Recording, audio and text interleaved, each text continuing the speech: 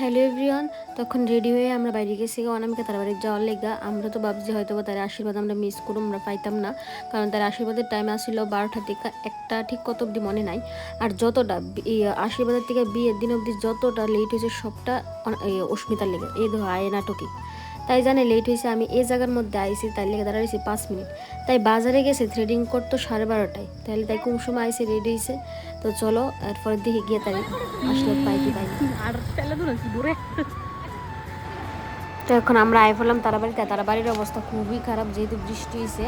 তো ভাবছিলাম আশীর্বাদ মনে হয়ে গেছে, কিন্তু আসলে তারারও লেট হয়েছে, বৃষ্টির লেগা হয়েছে না। তো তাইরে কেমন লাগতেছে, আপনার কেমন লাগতেছে অবশ্যই জানায়। তো ফাইনালি অনামিকারও বিয়া।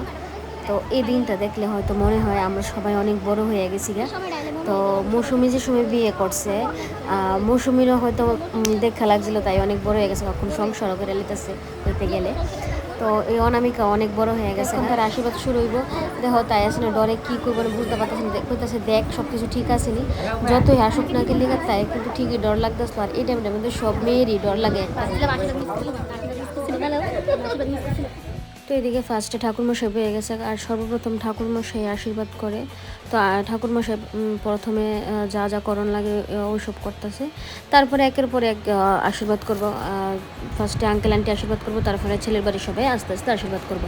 তো চলো তোমরা দেখতে থাকো।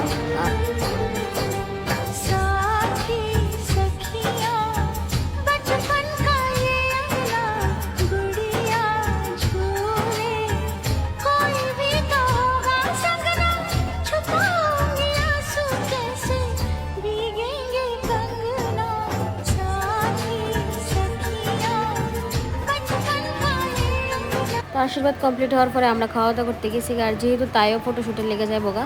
তো খাওয়া দাওয়ার পরে আমরা গিয়ে তার সাথে কিছু ফটো ভিডিও তোলার পরে আবার একটু নাচছি, কিন্তু নাচের ক্লিপ নিতে পারছি না। এতটুকুই, নেক্সট কোনো ব্লগে দেখা হবে।